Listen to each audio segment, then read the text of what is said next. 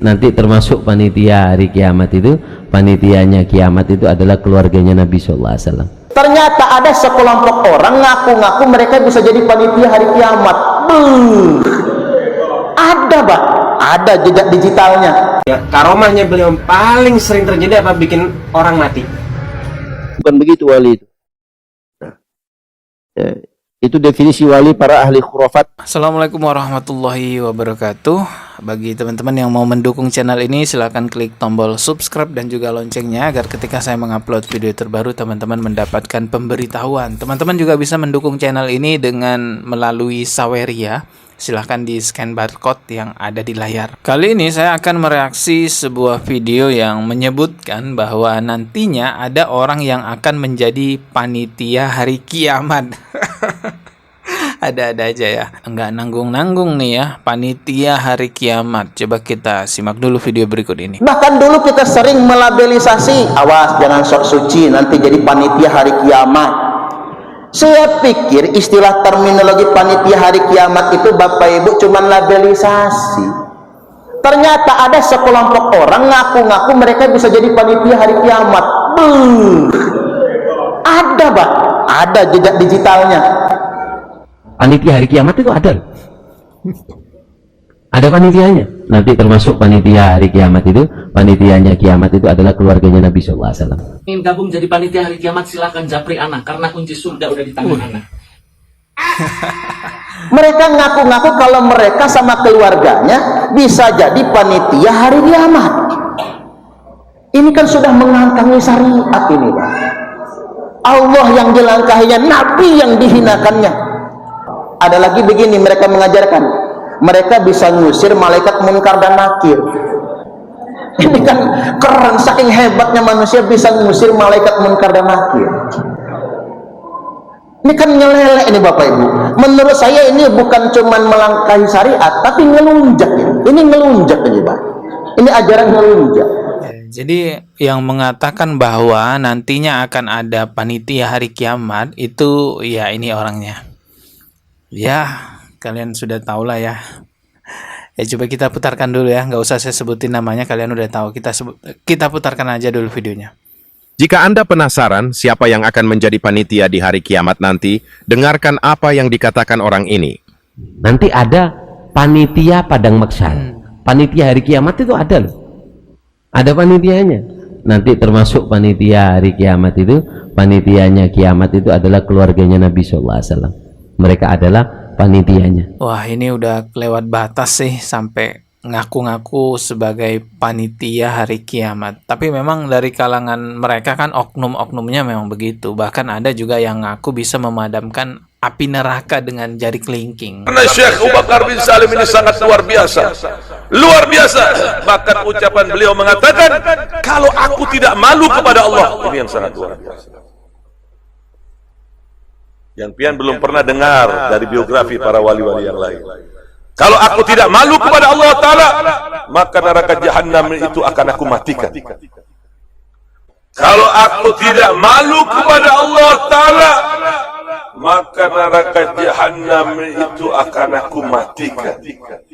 Bicara tentang surga neraka hari kiamat, ini merupakan perkara gaib yang menjadi akidah umat Islam. Ketika teman-teman menerima informasi tentang perkara gaib dari seseorang atau cerita-cerita tentang surga neraka hari kiamat, hal pertama yang harus dilakukan ialah menanyakan dalil Al-Quran maupun dalil hadisnya. Karena perkara gaib itu sifatnya terikat dengan dalil. Informasi tentang perkara gaib, apalagi kaitannya dengan surga neraka hari kiamat, ini bisa kita dapatkan hanya melalui informasi Al-Quran maupun hadis. Di luar itu semua hanyalah hayalan, hanyalah dongeng atau khurafat. Jadi ketika ada orang yang mengatakan bahwa nantinya keluarga Nabi akan menjadi panitia hari kiamat, maka ini butuh dalil.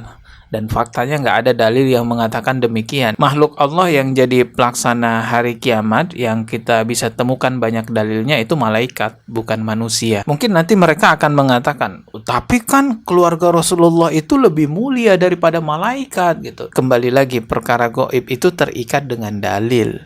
Tidak bisa kita beranalogi, berimajinasi, membuat cerita-cerita sendiri, apalagi yang bikin cerita-cerita halu kayak gini orang yang ngaku cucu Nabi. Kesannya kan mereka kayak mau dimuliakan banget nih, mau diakui sebagai cucu Nabi. Saya sendiri sih nggak tahu ya mereka beneran cucu Nabi atau bukan. Tetapi kalaupun mereka beneran cucu Nabi sekalipun nggak pantas ngomong-ngomong khurafat begitu ya, menyebarkan khurafat begitu. Apalagi hal-hal yang kaitannya dengan karomah. Waduh, banyak banget tuh khurafatnya. Ya, wali itu nggak harus sakti, jalan di atas air, bisa terbang. Disuruh terbang satu-satu. Terbang satu-satu. Sampai atap rumahnya ditembus jebol. Dus. Kemudian kata Habib Muhammad Maulana, ngerusak gitu. Turun teramin. Bukan begitu wali itu. Nah, ya, itu definisi wali para ahli khurafat, orang-orang yang selalu meyakini keyakinan-keyakinan tertentu yang tidak ada dasarnya sama sekali dalam Islam. Ini kalau kita ngomong begini, mereka bilang apa? Wah, ini berarti kalian nggak percaya karomah. Ya, karomahnya beliau paling sering terjadi apa bikin orang mati. Nggak ada orang yang musuhi beliau kecuali mati. Beliau pernah bilang apa? Tahu nggak, ada orang di muka bumi ini yang kalau dia marah, Allah pun marah. Man ya katanya. Man ya ammi. Katanya beliau, ana katanya. Jadi beliau ini kalau udah ngamuk sama orang, nggak lama orang itu meninggal. Karomah itu dalam Islam artinya apa? Banyak orang memahami karomah itu adalah kesaktian, ya kan? Sakti. Ini wali Allah, dia punya karomah. Bukan, karomah itu bukan sakti, Pak. Itu keyakinan ahlu khurafat. Karomah itu artinya kemuliaan. Allah Subhanahu wa taala muliakan orang-orang beriman. Kemuliaan mereka di sisi Allah sesuai dengan tingkat atau jenjang keimanannya kepada Allah. Kan begitu. Makanya Allah Subhanahu wa taala angkat derajat orang-orang beriman. Yarfa'illahu alladhina amanu minkum. Allah angkat derajat orang-orang beriman di antara kalian. Dan di antara orang-orang beriman itu walladzina utul ilma darajat, dan orang-orang yang diberikan ilmu diangkat beberapa derajat oleh Allah. Semakin dekat dia kepada Allah, semakin taat dia kepada Allah, semakin bertakwa dia kepada Allah, maka semakin tinggi derajat karomahnya di sisi Allah, derajat kemuliaannya di sisi Allah. Inna akramakum indallahi atqakum. Sesungguhnya orang yang paling mulia di antara kalian di sisi Allah adalah orang yang paling bertakwa di antara kalian. Itulah yang paling mulia. Nah, seperti itu pemahaman wali dan karomah. Jangan dipahami dengan pemahaman ahlu khurafat, ya, orang-orang yang menganut paham-paham tertentu atau keyakinan-keyakinan tertentu yang tidak ada dasarnya dalam Islam. Karomah tertinggi di sisi Allah itu bukan mereka yang katanya bisa terbang, bisa jalan di atas air. Karomah tertinggi di sisi Allah adalah orang-orang yang istiqomah dalam ketaatan kepada Allah Subhanahu wa taala. Sebagaimana firman Allah, "Inna akramakum indallahi atqakum." Orang yang paling berkaromah di sisi Allah, yang paling mulia di sisi Allah adalah orang yang paling tinggi ketakwaannya. Jadi bukan orang yang bisa terbang nembus genteng. Apa sisi kemuliaannya gitu kan ya. Ketemu lagi di video berikutnya. Subscribe dan juga loncengnya ditekan. Wassalamualaikum warahmatullahi wabarakatuh.